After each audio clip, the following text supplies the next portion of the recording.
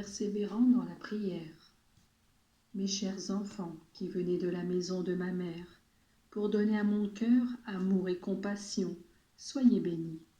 Je désire vos prières comme un assoiffé qui désire l'eau qui le désaltère. Je désire que votre prière s'unisse à la mienne et qu'elle monte comme un parfum d'encens jusqu'au trône de Dieu. Je désire que votre prière, bien faite et riche de grâce et d'amour, redescende comme une pluie bienfaisante sur le monde qui a besoin d'aide et sur les âmes qui attendent de rencontrer le Père parce que c'est son désir de les introduire dans la gloire. Tandis que la majorité des hommes savent se soumettre aussi à de coûteux sacrifices pour obtenir la santé de leur corps ou pour rendre celui-ci attirant ou bien objet de péché, vous vous imposez le sacrifice d'une prière prolongée pour obtenir, non seulement pour vous, mais aussi pour les autres, la santé de l'âme, et pour donner à votre âme cette splendeur, cette beauté qui ravive le cœur de Dieu. Soyez bénis et persévérants dans la prière. Même quand des circonstances particulières vous font de la peine, vous préoccupent et semblent vous enlever la force, réagissez et priez, parce que c'est dans ces moments-là que la prière est la plus efficace, la plus puissante et la plus utile. En effet, qui a le plus besoin d'une ancre, sinon celui qui est en danger?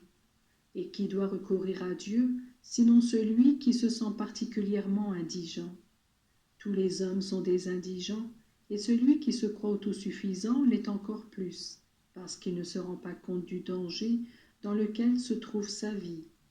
Mes enfants, si vous saviez avec quel amour je vous accueille entre mes bras, spécialement si vous êtes dans la douleur. Il n'y a pas de père sur la terre qui puisse m'égaler. Il n'y a pas d'amour, quelque fort qu'il soit, qui puisse être comparé à l'amour de Dieu pour ses créatures. Vous n'avez qu'à vous confier à moi et me laisser faire. Les contrariétés se changent bien vite en choses bonnes, et tout ce qui vous attriste devient joie, si par votre foi et votre prière, vous me laissez intervenir. Mes enfants, lorsque dans le silence de votre cœur vous méditez ma parole, vous priez. Je suis avec vous, j'illumine votre esprit, et je vous fais voir, au moyen de la foi, ce que les autres ne voient pas. Vous me comprenez, et si vous êtes simple, vous n'avez pas de difficulté à pratiquer ce que je vous enseigne. Les sages selon le monde et ceux qui sont remplis d'eux-mêmes ne comprennent pas les choses de Dieu. Ils sont comme des aveugles et des sourds qui ne peuvent ni voir ni entendre. Il en a toujours été ainsi. Quand, durant ma vie mortelle, je parlais en paraboles, c'étaient les simples qui me comprenaient, pas les savants et les sages. Il y a deux conditions pour comprendre la parole de Dieu, la pureté de l'esprit et du cœur, et l'humilité qui vous met devant lui comme des enfants devant le Maître. Essayez d'observer ce qui arrive, même dans votre cénacle. Celui qui vient avec une intention droite, c'est-à-dire avec pureté des désirs, et qui vient pour demander humblement de l'aide pour s'améliorer, s'améliorera rapidement et fera de grands progrès dans la vertu.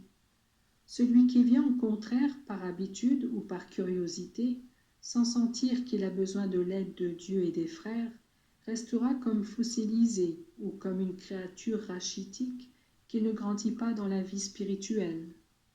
Mes enfants, soyez simples si vous voulez jouir de ma parole, comme les petits-enfants ont de la joie à communiquer avec leur Père.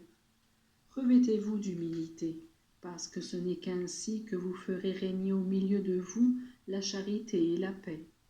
Je veux parler aussi de vos familles et de vos communautés et de vos milieux de travail. Soyez bons avec tous, parce que le monde ne se convertira pas seulement par vos paroles, mais avec l'exemple de votre vertu